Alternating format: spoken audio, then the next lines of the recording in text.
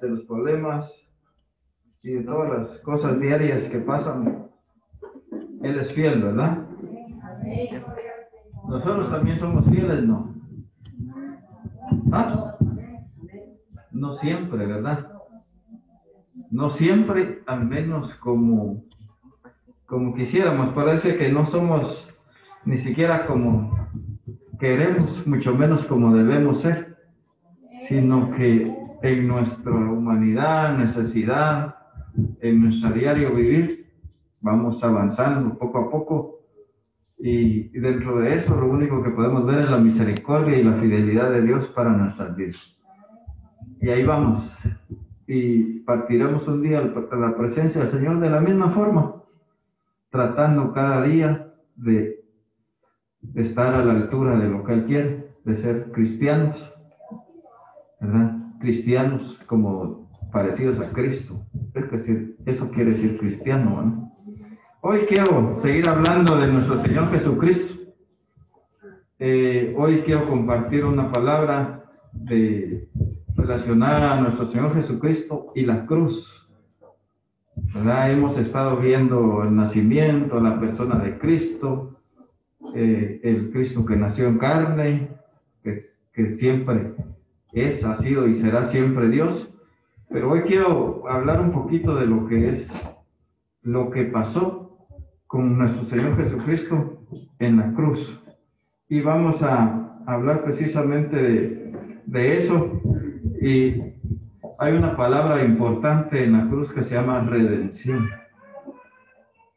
La redención es aquello que hizo nuestro Señor Jesucristo, por lo cual nos permitió, nos hizo, y por gracia nosotros fuimos hechos hijos de Dios. O sea, nos salvó, nos redimió, nos convirtió de lo que éramos antes a lo que debemos de ser, o por lo que estamos tratando de ser cada día, ¿verdad? Vamos a mencionar algunas cosas.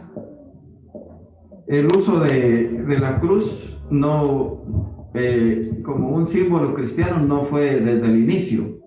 Los primeros 2 siglos prácticamente de la vida cristiana, de la iglesia primitiva, no fue como el símbolo que se usaba en esa época como cristiano, ¿verdad? Nosotros tenemos acá una cruz y eso nos identifica ante cualquier persona, es cristiano. En esa época no necesariamente.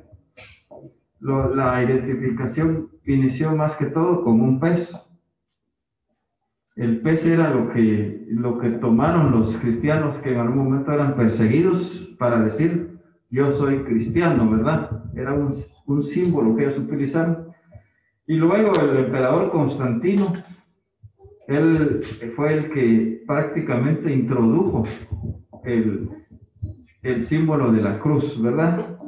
Por medio del emperador Constantino fue que empezó a utilizarse y a mencionarse como a las personas que se identificaban con la cruz como cristianos, ¿verdad? En ese momento empezó realmente, pero inicialmente era un pez, ¿verdad? Y se la llamaba religiosos de la cruz a los que también se les llamaba cristianos. Así inició prácticamente, ¿verdad? Todos sabemos que Constantino pues, fue un emperador ¿qué? Romano, ¿verdad? Estamos hablando más o menos del siglo III de la era cristiana. Algo extraordinario porque nadie puede negar a nuestro Señor Jesucristo su existencia, lo que es en sí, porque incluso la edad, el tiempo, la historia empieza desde antes de Cristo y después de Cristo, ¿verdad? No estamos cabal marcados por la venida de nuestro Señor Jesucristo a la tierra.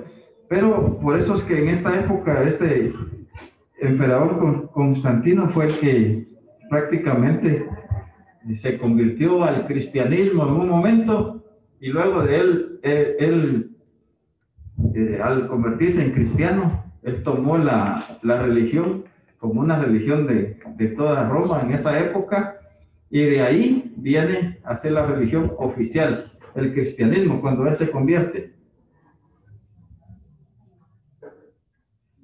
Pero quiero leer algunas citas bíblicas para que nosotros ya con esta historia nos ubiquemos más o menos y empecemos a ver lo que realmente es el ser cristiano, lo que hizo el Señor Jesucristo con nosotros. Segunda de Timoteo del 1, del 9 al 10 nos dice: quien nos salvó y amó con llamamiento santo, no conforme a nuestras obras, sino conforme al propósito suyo y la gracia que nos fue dada en Cristo Jesús, antes de los tiempos de los siglos, pero que ahora ha sido manifestada por la aparición de nuestro Salvador Jesucristo, el cual quitó la muerte y nos volvió a la luz, a la vida y a la inmortalidad en Cristo Jesús. Quiero hacer énfasis aquí en 2 de Timoteo 1, de 9 al 10, en algunas palabras que dice: nos salvó y llamó con llamamiento santo, no conforme a nuestras obras. Si alguien está pensando que va a ser cristiano y que es el mejor cristiano en base a sus obras, estamos equivocados.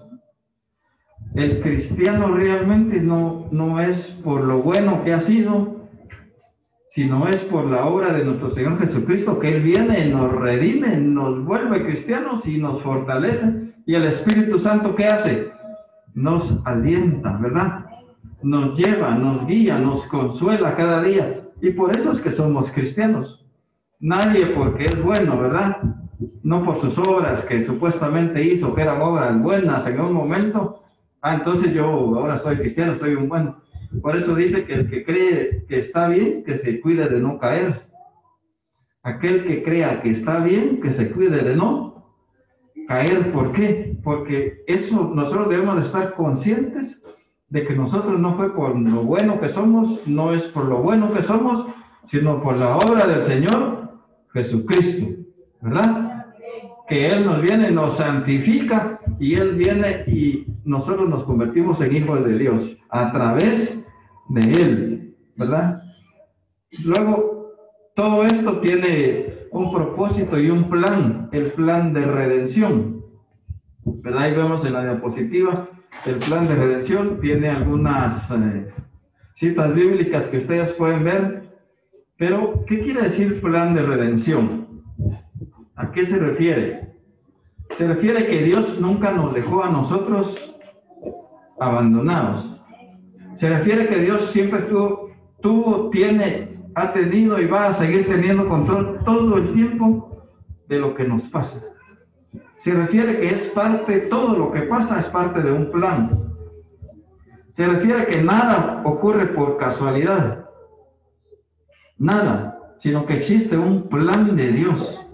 Ese plan de Dios en nuestra vida es el que se va haciendo, se va dando, se va haciendo efectivo en la vida de cada uno, y es lo que hasta el día de hoy nos tiene acá. Nosotros estamos hoy acá en la iglesia. Normalmente viajamos más o menos temprano. Las calles de la ciudad están como vacías, ¿sí o no? Están vacías, ¿verdad que sí? ¿Qué está haciendo la mayoría de personas? Descansando. Es su día de descanso. Para nosotros cristianos es nuestro día de reposo, pero el reposo de nosotros es en el Señor. Uno viene en la calle, en la carretera, y ve vacío porque muchos no están en el día del reposo, mientras que otros como ustedes se levantaron temprano, se prepararon, se dispusieron y están tratando de comprender, de aprender y de tener fe, porque la fe viene por el oír. ¿Y el oír qué? La palabra del Señor. Amén, ¿verdad? Pero todo esto es parte, todo lo que pasó desde nuestro Señor Jesucristo, su venida, y todo es parte del plan de Dios, y ese plan de Dios se llama un plan de redención. Quiero leer Gálatas 4, del 4 al 5, donde dice: cuando vino el cumplimiento del tiempo, Dios envió a su Hijo, nacido de mujer y nacido bajo la ley, para que redimiese a los que estaban bajo la ley, a fin de que recibiésemos la adopción de hijos. ¿Cuándo fue eso? Dice que cuando vino el cumplimiento del tiempo. Por eso es un plan. ¿Por qué? Porque tiene un tiempo, tiene algo que tiene que pasar en base a lo que Él planificó, en base a lo que Él diseñó, en base a lo que tenía que pasar. No fue solo por casualidad, sino cuando se cumplió el tiempo de lo que tenía que pasar. Y ese plan nos hace a nosotros hijos adoptivos, nos hace hijos de Dios. ¿Por medio de quién? Por medio de nuestro Señor Jesucristo, ¿verdad? ¿Por quién es hijo usted? ¿Cómo hizo usted para ser hijo de Dios? ¿Qué hizo? ¿Verdad? ¿Qué hizo usted para ser hijo de Dios? ¿Qué hizo?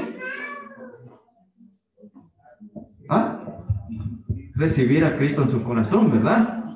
Cuando usted viene y recibe a Cristo, primero reconocer que Él vino, nosotros éramos pecadores, estábamos envueltos en delitos y pecados.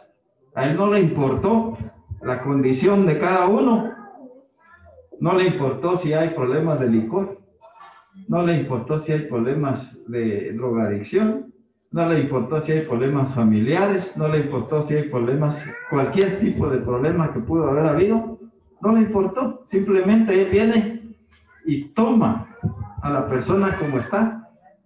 Y la persona recibe a Cristo en su corazón y le dice, mira Señor, yo no soy bueno, pero aquí estoy y voy a tratar de portarme bien. Esos somos los cristianos, somos personas normales tratando de portarnos bien y por eso parecernos un poco a nuestro Señor Jesucristo. Amén.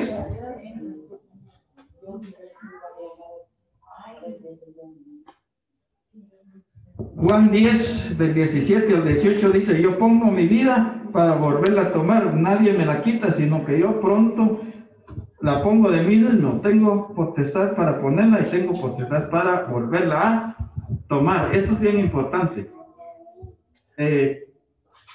A nuestro Señor Jesucristo no lo mataron porque lo quisieron matar, ¿verdad? Sino por un plan. ¿Y quién puso su vida? Él. Una vez alguien dijo que a Jesucristo lo habían matado. No, Él puso su vida, ¿verdad? No fue que fuera un accidente, no fue que lo tomaran preso en el día, en la noche, cuando fue tomado preso y fue llevado y todo lo que Él sufrió, eso no fue casualidad. Él ya sabía lo que había, ya sabía lo que le esperaba, ya sabía todo y fue en base a ese plan de redención que Él viene y por medio de eso nosotros somos hoy llamados hijos de Dios. Pero a Él nadie le quitó la vida, Él la dio, tenía potestad para darla, pero también para tomarla, ¿verdad? Y así es como pasa después que la toma, ¿verdad? Ahora vamos a hablar un poco de lo que es la obra de la cruz. Es la obra de la cruz, la sangre de Jesucristo, lo que pasó, el perdón de pecados que se da en ese momento ahí, tiene algunas cosas muy importantes. Primero, era costumbre en esa época de que todo aquel que, la peor muerte que podría haber para una persona de esa época, ¿cuál era? La muerte en la cruz, crucificado. ¿Quiénes eran crucificados? Las personas que menos eran queridas dentro de la población, ¿verdad? Era el peor castigo que podría sufrir y era una señal de maldición. Por eso dice que Él se hizo maldición para que nosotros recibamos bendición, ¿verdad? ¿Pudo haber sido de otra forma? Sí, porque era un plan, no fue casualidad, no fue que decidieran en ese momento, bueno, ¿cómo va a morir Jesús? Dije, así, no, eso ya estaba todo escrito desde el Antiguo Testamento, ya estaba todo escrito y el plan ya estaba de tal forma de que así iba a ser, ¿verdad? Y entonces viene y se da ese momento extraordinario que el Padre lo entregó, ¿verdad? Imaginémonos nosotros los que somos padres de familia, tenemos hijos, hijas, de tener que entregar a un hijo, ¿verdad? Pero no cualquier hijo, aparte era Dios, y aparte era el Verbo, Aparte, ese era desde el principio y todo fue hecho, creado por Él, por medio de Él y para Él. No era normal, era algo extraordinario. A pesar de eso viene el Padre, lo pone por aquel que no merecía nada, por aquel pecador, por aquel que estaba bajo la ley, para poder romper esa ley que en ese momento estaba condenando a muchos y los tiene prisioneros ahí, porque la ley solo condena, la ley solo dice no matarás, dice lo que no se debe hacer, que no robarás, ¿verdad? Pero que la ley lo único que hace es decirnos qué no se debe hacer. Vaya, está bien, dice usted, ya sé que no debo matar, ¿cómo hago para no hacerlo? ¿Verdad?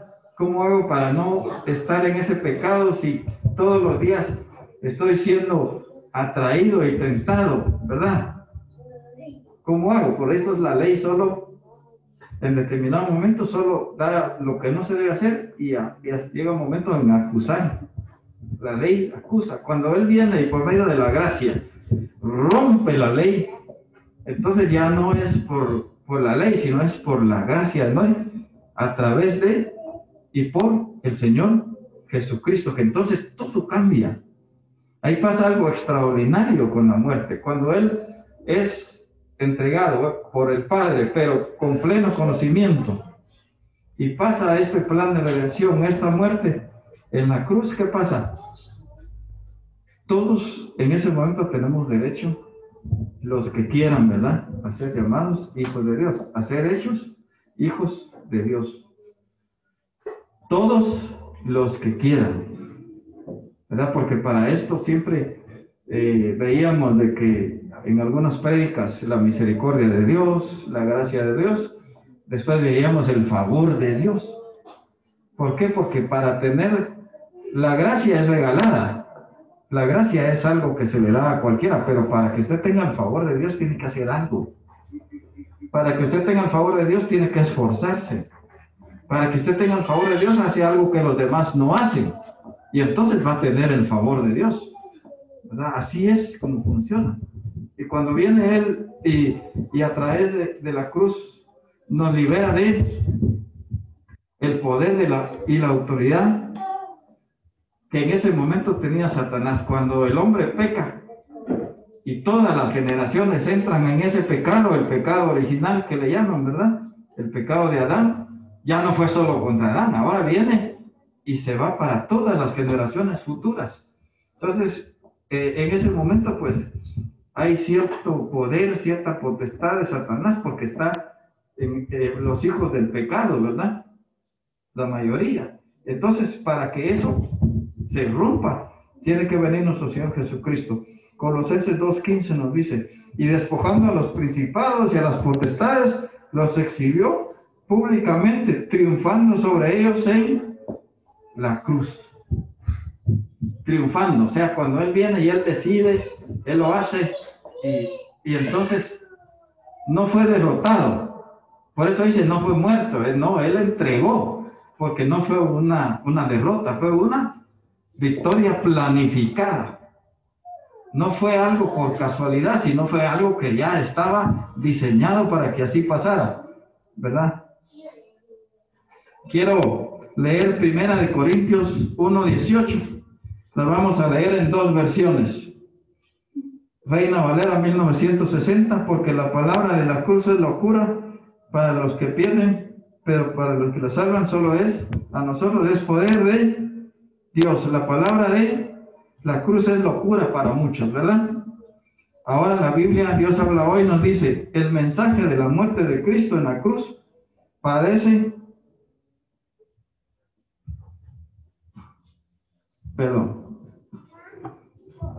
una